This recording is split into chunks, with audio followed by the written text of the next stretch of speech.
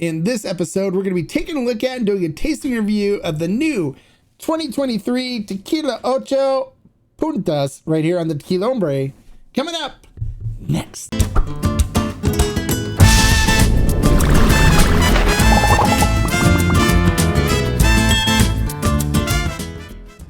Hello, welcome to this episode of the Tequila Hombre, where today we're going to be taking a look at and doing a tasting review of the new Tequila Ocho Puntas for 2023. Now, I have had some people ask me, what's the deal with the Puntas? Why is it called that? How does it made? So let's not waste any more time. Let's jump into how this tequila is made. All right, so Tequila Ocho is made at NOM 1474, which is Los Alambiques, is the name of the distillery. Carlos Camarena is the master distiller behind this brand. Now, for this particular expression, they do, with Ocho, they do harvest the agave from certain fields for different batches. So this particular batch, it came from the field, is actually listed here on the bottle. It's Mesa Colorada, listed right on the label. So that's where they harvest the agave. They take the ripe agave, they then cook it in a brick horno at the distillery, and then use a roller mill to extract the sugars. And then it is fermented in wooden tanks. And then we get into the distillation part. And the distillation part is where the magic happens with the Tequila Ocho Puntas. So basically, when people ask, what is the Tequila Ocho Puntas? What does that mean? What are they doing differently? This is what they're doing. So when you look at distilling tequila, there's three main parts of the distillation. There's the cabezas, or the heads, the corazon, or the hearts, and the colas, or the tails. And so when you go through each different phase of distillation, there's different volatiles that come off at different temperatures. So typically, in the earlier part, at the lower temperatures, some different volatiles will come off first, like methanol is one of them that comes off. And as well as some other high alcohols that will evaporate off first before it gets to the ethanol part, which is in the corazons, the pure ethanol. So what happens is there's some really good, nicely flavored high alcohols at the end of the cabezas before the beginning of the corazon, of the hearts. And so what they'll do a lot of times is they'll pull off that particular part of the cabezas, and they normally will put them aside. It's called the puntas. That's called the puntas. They put them aside, and they'll use them to blend into the corazon sometimes, to add flavor and to create the flavor profile that they're looking for. They'll also do that with the colas. They'll take some of the colas parts and they'll blend a little bit in with the corazon as well to create the flavor profile, or to even bring it to proof and stuff like that. So a lot of times they'll keep those, but they'll use some of them. The colas, you don't really use too much of it because there's some really nasty stuff in there that creates off flavors and bad flavor profiles. So most of the time, the colas will actually be redistilled at another time to clean it up and try to pull some of the good ethanol out of it. So they do reuse that, and the cabezas typically are thrown out because it has methanol and considered to be somewhat poisonous. There's methanol in the colas too, but a lot of times they can pull that out when they ferment again as well. So what they do in this instance is they take the end of the cabezas, and right before the beginning of the corazon, and that is called the puntas. And so that is what we have here. And so it's typically at a higher proof, and that's why we're running 106. But it has a lot of those nice high alcohols in there, which adds additional flavor to the tequila, and is normally valued by master distillers.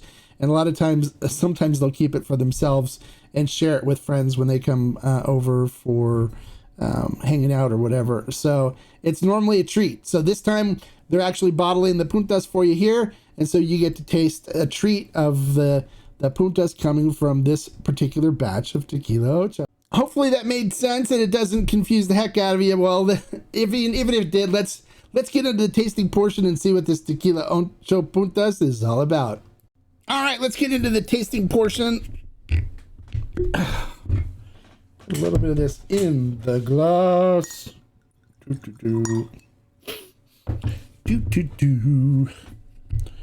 All right, I do love me some Tequila Ocho. So let's take a look at this in the glass and see what we're looking at here.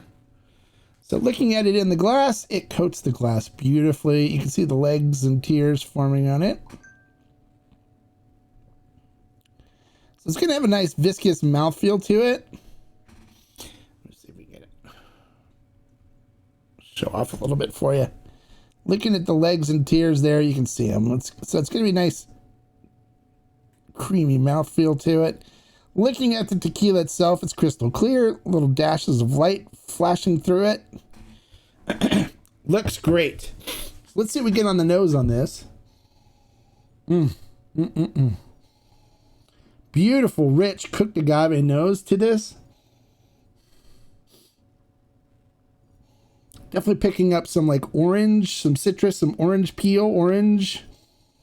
A little bit of grassiness in there as well. Little hint of vanilla. And then a nice minerality, mineralness to it on the nose as well. You can tell they got that from the water that they use there at the distillery. It smells really good. All right, so let's see what we get on the flavor profile. But this will be my first taste of alcohol. So, of course, I need to acclimate my mouth to the alcohol. So just give me a second.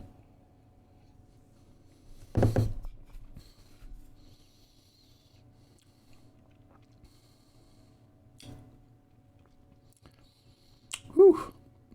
53%.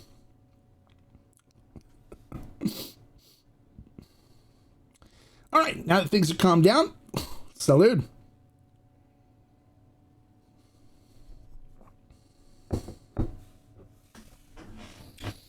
Coats the mouth beautifully, nice silky, smooth texture on the mouthfeel. Definitely picking up some nice, beautiful cooked agave notes from it. Right in the beginning. A little bit of heat sticking around from it too. It's burning my tongue a little bit. A little bit of anise mixed in, a little bit of a black licorice note mixed in with it. Definitely some citrus, some pepper. A little bit of grassiness blended in with it as well. It's a nice Blanco. So this retails on the internet right now. I bought it from Ferment and Still for 99 bucks, which I think for 99 bucks, yeah, I definitely would recommend it. For some of the prices I've seen on the internet, like $199 or over 200 bucks, no, I would say no. This is not worth spending that kind of money for. It's a nice high proof Blanco. It's not something that's blowing my mind. Actually think I like the first batch, the 2021 batch that we have. I think I like that one better than this one. But this one's good. So I would rate this one 4 agave. It's definitely I'd recommend it. Definitely has a nice flavor profile to it too. It's just not quite blowing me away. So that's basically it. It's good. It's just not fantastic. I wouldn't spend more than 99 bucks for it. All right, so if you like the information I gave you in this episode, make sure you click the thumbs up and give me a like. If you're new to the channel, bienvenido, welcome, and hope you find the information in this video useful and want to get some more information. If you do, click that subscribe button right there and the notification bell next to it right there so you get notified every time I post a review video or go live, so you can come join us, comment, and participate and be part of the Tequila Hombre community. We'd love to have you.